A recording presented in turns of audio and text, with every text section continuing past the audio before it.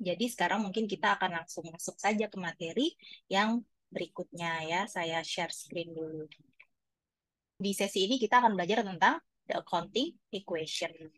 Nah, ada tiga unsur utama dalam accounting equation ini. Ada tiga akun utama. Yang pertama ada aset sebagai sumber daya. Lalu yang kedua ada liability sebagai kewajiban. Dan, nah ini yang satu lagi, belum tampil di slide pertama, ada ownership interest atau modal. Nah, ketiga ini akan kita bahas satu persatu dulu secara definisi, secara konsep sebelum kita masuk ke dalam hitungan matematisnya, begitu istilahnya. Jadi saya akan loncat dulu nih ke slide, sebentar deh kita zoom out biar gampang nyarinya. Oh ini sudah nih. Kita akan bahas dari awal dulu, dari aset. Aset ini kalau di accounting equation akan menjadi yang pertama kali muncul. Karena dia adalah sumber daya perusahaan yang harus dimiliki oleh perusahaan terlebih dahulu. Nah, secara definisi aset ini artinya present economic resource atau sumber daya perusahaan yang memiliki nilai ekonomi masa kini controlled by the entity as a result of past event. Nah, jadi ini ada tiga kata kunci di sini dan juga sudah saya jabarkan tiga kata kuncinya ya. Yang pertama, present economic resource. Jadi untuk menjadi sebuah aset itu atau untuk dinyatakan sebagai sebuah aset itu, maka si item ini harus bisa memberikan nilai manfaat ekonomi, nilai manfaat ekonomi masa kini. Tapi jika kita kembali lagi kepada materi yang lalu ya, kita sudah belajar beberapa asumsi akuntansi, ada yang namanya going concern assumption dan ada juga accrual basis itu ya. Di situ kan dinyatakan bahwa suatu pelaporan akuntansi itu diasumsikan bahwa perusahaan ini akan bisa going concern, akan bisa beroperasi, berproduksi di masa depan gitu. Jadi present economic resource ini artinya tidak lagi terhadap nilai ekonomi masa kini gitu, tapi juga kepada future economic benefits gitu ya. Nah, ini kayaknya perlu saya tambahkan di sini catatan. Karena di modul ini memang belum menyebut gitu tentang future economic benefit. Padahal ini adalah poin yang paling utama. Saya katakan dulu gitu ya. Kemudian yang kedua tadi kata kunci yang kedua, aset itu juga harus dikontrol, dikendalikan oleh operasional bisnis, oleh perusahaan, oleh company gitu. Controlled by the entity ini bukan artinya harus dimiliki ya, tapi lebih jauh daripada itu bisa juga misalnya disewakan atau dengan apa dengan keterikatan jenis lainnya gitu. Jadi kontrol by the entity ini lebih kepada hak penuh penggunaan perusahaan untuk memanfaatkan nilai ekonomis dari aset tersebut dan memberi batasan terhadap entitas lain untuk menggunakannya gitu. Jadi control by entity ini tadi uh, kadang kita berpikir gitu ya, yang non accounting itu mungkin akan berpikir bahwa control by entity ini kita harus memiliki dulu gitu, harus mempunyai aset itu dulu baru bisa dibukukan. Tapi ternyata tidak sebatas kepunyaan, tapi lebih kepada tadi hak penggunaan penuh untuk mengendalikan aset tersebut. Nah, kata kunci yang ketiga adalah past event gitu. Ini lebih kepada validasinya, yang memvalidasi terjadinya kepemilikan, bukan kepemilikan, penggunaan nilai manfaat dari aset. Jadi ada peristiwa masa lalu yang mendasari, ada aktivitas bisnis masa lalu yang mendasari, sehingga kemudian aset ini dinyatakan gitu berhak digunakan oleh perusahaan sepenuhnya. Nah, saya juga sudah menyiapkan sebetulnya, tapi ada di slide lain. Ini saya tampilkan dulu deh. Tapi nanti teman-teman pelajari sendiri mungkin ya. Ada tabel yang sudah saya siapkan. Bentar, saya stop share dulu sedikit. Nah, jadi ini sebenarnya cukup penting tabelnya karena ini lebih mendetilkan, menspesifikasi kategori aset-aset gitu sesuai definisi yang tadi tiga kata kunci tadi ya, klasifikasi dari tiga kata kunci yang kemudian membentuk definisi aset gitu. Jadi ada beberapa item yang akhirnya kemudian bisa kita kategorikan sebagai aset. Kita tidak akan bahas semuanya satu persatu, tapi nanti ini akan saya share di Google Drive mungkin ya untuk teman-teman pelajari. Kita akan lihat mungkin contoh yang paling atas dulu deh. Di sini ada land and building, tanah dan bangunan yang dimiliki oleh perusahaan. Nah, ini kan sudah jelas secara controlled by the entity-nya adalah kepemilikan penuh ya, ownership, karena own. Kemudian pas eventnya itu ada signing the contract, ada penandatangan kontrak, ada kontrak pembelian, purchase of land. Tapi bisa juga misalnya ada hibah ya, bisa juga ada pemberian bantuan dari pemerintah mungkin memberikan tanah atau bangunan gitu, walaupun itu agak sulit gitu. Tapi itu juga bisa menjadi membentuk kontrol by the entity-nya menjadi skema ownership. Nah, lalu future economic benefits-nya tentu si land atau buildings ini kemudian bisa digunakan dalam keberlanjutan operasional perusahaan dan juga berpotensi untuk dijual oleh perusahaan hingga menghasilkan cash, menghasilkan nilai, menjadi sumber daya baru gitu ya. Ini contohnya. Kemudian ada lagi misalnya equipment vehicle, ini juga masih ownership. Ini ada juga equipment used under a finance lease. Ini berarti kan peralatan dan mesin melalui skema leasing gitu dengan sewa menyewa.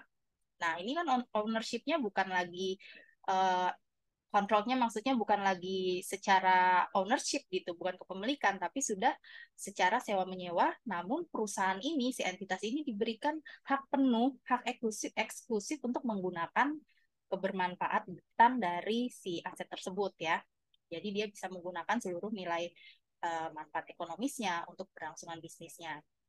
Pas eventnya apa? Pas eventnya adalah penandatanganan kontrak rental, perjanjian kerjasama gitu ya, perjanjian sewa menyewa maksudnya. Kemudian future economic benefit-nya masih seperti land juga sebetulnya untuk kegunaannya dipakai dalam keberlanjutan operasional perusahaan. Ini ada beberapa contoh lagi, ada juga cash gitu, ada juga raw materials, inventory ya, dan lain-lain. Ini teman-teman nanti silakan pelajari ini satu persatu secara lebih detail. Jadi teman-teman tahu kenapa kemudian item-item ini dikategorikan sebagai aset gitu. Karena nanti akan sangat berpengaruh ketika kita ingin melakukan penginputan. Kita harus merecognize yang mana kemudian aset-aset yang bisa kita anggap sebagai kategorisasi dalam accounting gitu ya. Oke, kita kembali lagi ke uh, slide materi utama ya. Nah, tadi kita sudah membahas definisi aset secara masing-masing kata kunci. Ini jadi slide-nya saya tambah-tambah sendiri tampilannya mungkin. Nah, tuh, jadi berubah-berubah. Oke, tampilannya sudah di types of asset classification ya. Kemudian kita akan mengklasifikasikan aset tersebut. Kalau teman-teman ingat juga, materi yang kemarin kan ada satu tahapan proses akuntansi itu, salah satunya adalah measurement, dan di dalamnya itu ada stage ini, classification, juga sorting into groups ya, termasuk kita melakukan debit kredit itu masih dalam tahapan measurement. Jadi ini sebenarnya kita masih mempelajari konseptual dari accounting proses gitu. Nah, aset ini bisa diklasifikasikan berdasarkan tiga jenis utama. Yang pertama dalam hal convertibility-nya atau seberapa mudah aset itu bisa dikonversi ke dalam uang tunai.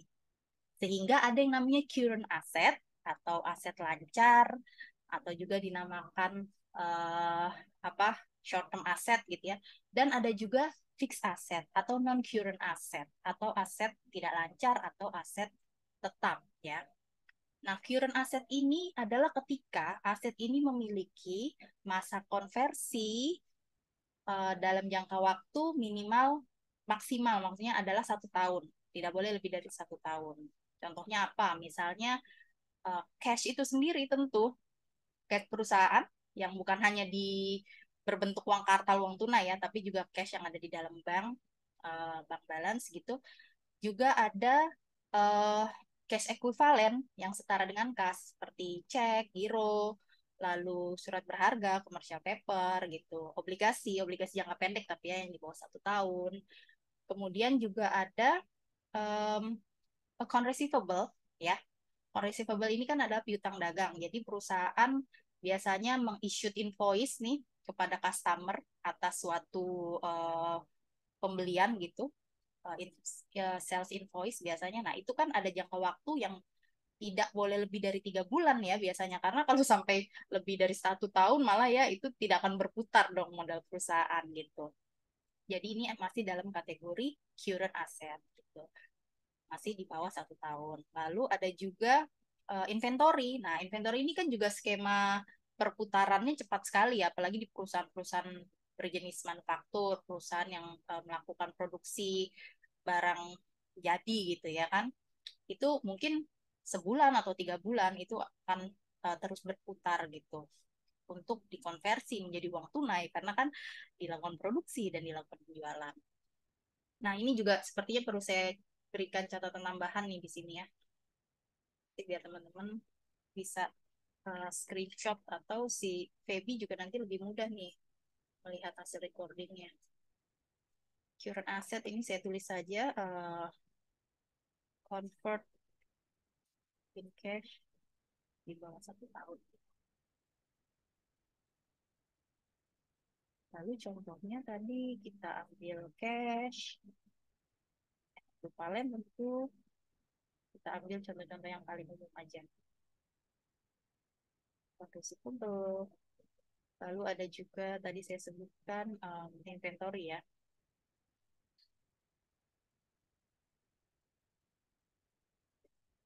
Saya tempel di sini aja deh. Oke, saya sambil ketik berarti nih. Yang berikutnya, fixed asset tentu kebalikannya. Kalau tadi convert in cash di bawah 1 tahun, artinya fixed asset ini aset yang masa atau jangka waktu konversinya di atas 1 tahun atau jangka panjang. Saya tulis jadi ya convert in cash di atas 1 year. Nah, contohnya apa saja ini? Ini biasanya asetnya aset-aset yang steady gitu, seperti gedung, lalu bangunan, kemudian juga peralatan dan mesin, ya itu juga. Lalu paten itu juga termasuk ya, karena perusahaan-perusahaan yang misalnya bergerak di bidang teknologi, mereka kan mengeluarkan paten. Paten itu biasanya expirednya mungkin bisa 1 tahun lebih hingga 3 tahun gitu. Nah, ini juga termasuk aset bagi mereka karena ya paten ini justru sumber operasional yang operasional bisnis mereka gitu, yang bisa diputar sumber daya utama mereka untuk beroperasi gitu ya. Kemudian aset ini juga bisa diklasifikasikan dalam hal physical existence-nya. Nah, ini belum saya tulis contohnya sebentar. Saya tambahkan nanti uh, biar hasil recordingnya lebih terlihat. Sampelnya untuk fixed asset tadi building, ada land ya, and,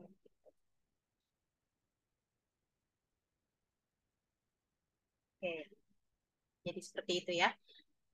Nah, selanjutnya tadi physical existence. Jadi seberapa berwujudnya aset tersebut gitu intinya.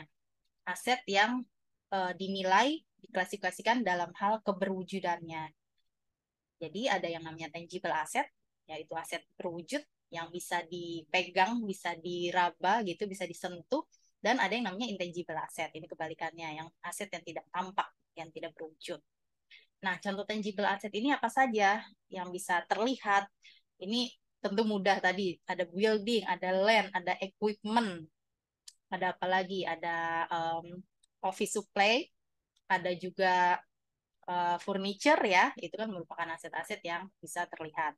Itu. Kemudian intangible asset ya, misalnya tadi ya paten, itu kan akan menjadi intangible asset. Kita tidak bisa melihat nih asetnya bentuknya seperti apa gitu. Mungkin akan ada kode-kode lisensinya, tapi seperti apa wujud asetnya kan tidak bisa kita lihat. Ada juga misalnya hak cipta, juga hak dagang atau franchise ya, perusahaan-perusahaan franchise itu kan hak dagangnya mereka menjadi sebuah aset bagi mereka karena menjadi sumber daya bagi mereka yang bisa mereka perdagangkan gitu, yang bisa dari situ mereka mendapatkan keuntungan gitu. Jadi ini saya tambahkan contohnya saja ya, karena secara terjemah juga sudah jelas intangible asset, aset tidak berwujud, tangible asset, aset berwujud gitu. Kita tambahkan contohnya saja intangible asset, tadi ada goodwill, ada paten ya. Ada apa lagi tadi? Goodwill, paten, license, oh termasuk software juga ya. Software. Lalu tangible asset itu berarti ada land,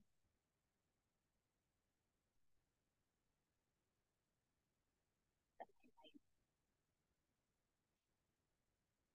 Oke.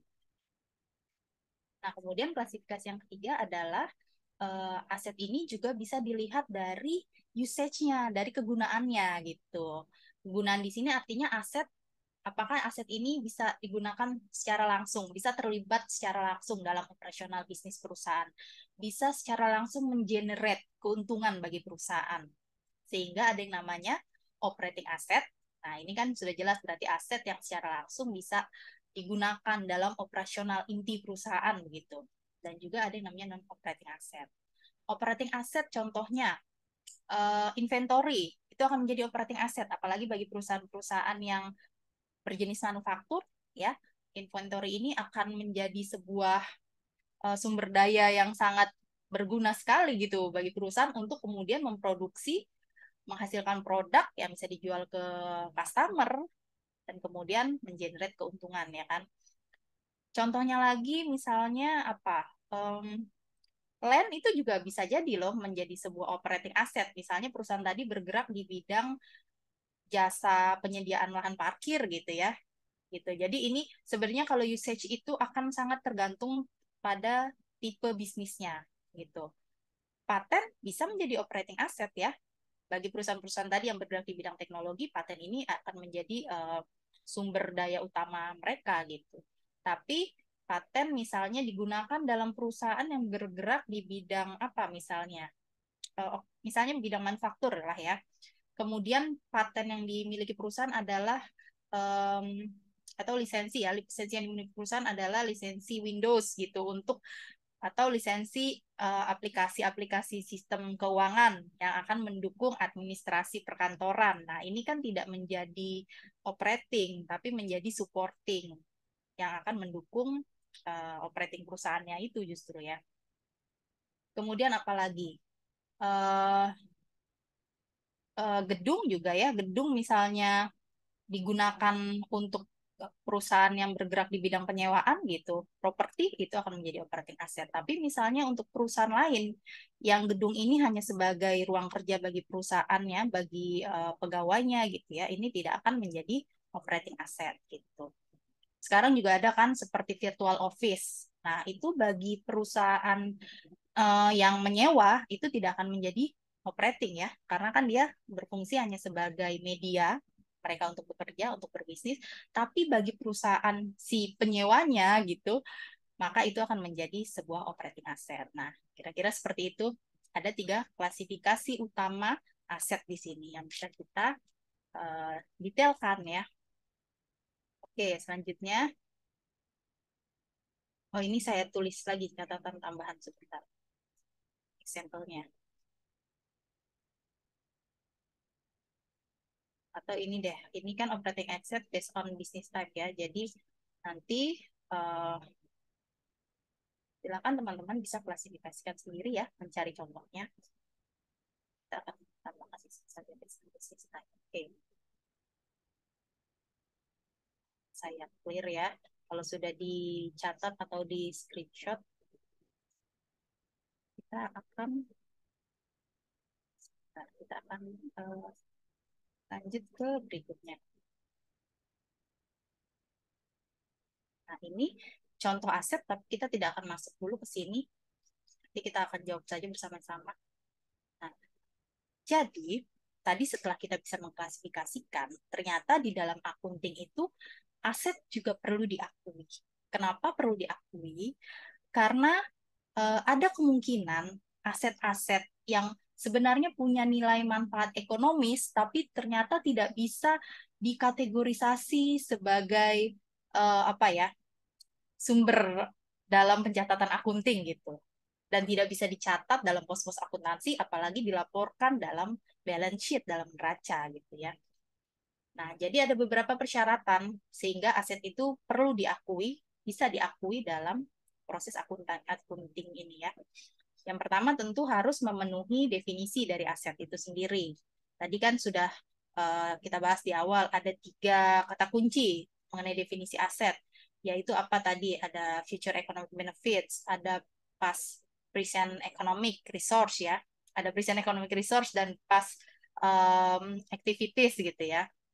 Nah, itu jika sudah terpenuhi, maka pada tahap awal mungkin bisa dikategorikan sebagai aset, tapi ternyata juga harus memenuhi syarat-syarat berikutnya, yaitu harus bisa meresulting information yang relevan, harus bisa memberikan informasi yang relevan dan memberikan informasi yang bisa memberikan kepastian gitu. Jadi informasi yang diberikan oleh aset ini tidak volatile, tidak boleh dinamis, tidak boleh uncertainty ya, tidak pasti gitu, tidak boleh terlalu apa ya, nilainya itu tidak boleh terlalu naik tajam dan menurun tajam gitu. Aset mungkin saja nilainya boleh turun naik gitu, karena kan kita juga mengenal yang kemarin fair value principle kan ya, yaitu bahwa pencatatan aset, penilaian aset itu boleh mengikuti skema pasar, di mana skema pasar mungkin turun naik, tapi tidak boleh terlalu unpredictable gitu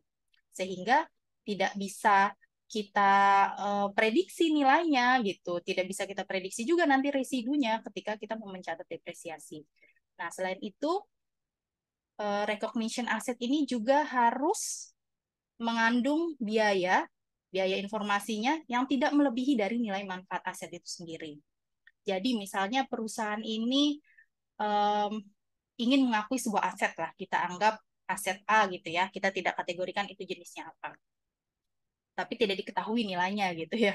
Mungkin barang baru yang ada di dunia ini.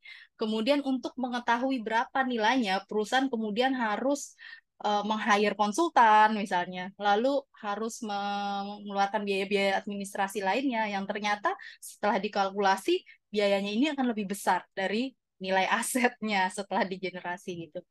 Nah, ini artinya kan aset tidak lagi menjadi sebuah aset, justru menjadi sebuah liabilities, kewajiban, karena ada kerugian perusahaan gitu ya, ada selisih kerugian akibat pencarian biaya itu.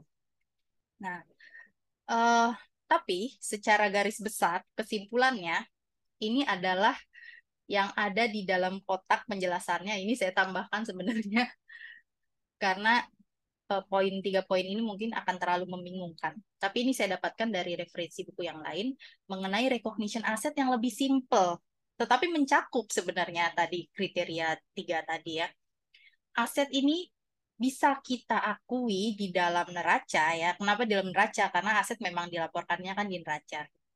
Ketika aset itu probable that the future economics benefit will flow. Jadi aset itu ada kemungkinan bisa memiliki nilai ekonomi masa depan yang kemudian akan ditransfer ke dalam entitas. Jadi intinya aset ini akan diakui jika nilai ekonomi masa depannya bisa dirasakan oleh entitas gitu. Ya, ada nilai ekonomi masa depan dari aset itu yang bisa digunakan oleh entitas. Dan aset ini terutama harus memiliki cost atau value yang bisa diukur dengan handal. Ini intinya sebenarnya yang paling mudah. Harus bisa diukur dengan handal ini tentu sudah melingkupi yang tadi kan, biayanya tidak boleh melebihi the benefit-nya. Kemudian resulting information-nya harus yang relevan dan faithful. Nah, ini kan sudah melingkupi syarat-syarat tadi. Jadi mudahnya aset ini harus bisa terukur secara ekonomis dan ada nilai ekonomis masa depan yang bisa diperoleh dari aset tersebut. Nah, dari pengertian aset ini baru kita akan coba lihat contoh-contohnya, dan saya minta tolong ini teman-teman kita klasifikasikan, ada 4 tipe aset di sini, ada 4 contoh aset kita klasifikasikan bersama. Pertama, kita recognize dulu tipe-tipe aset ini, item ini, apakah dia merupakan aset yang bisa direcognize tadi ke dalam akunting, ke dalam balance sheet.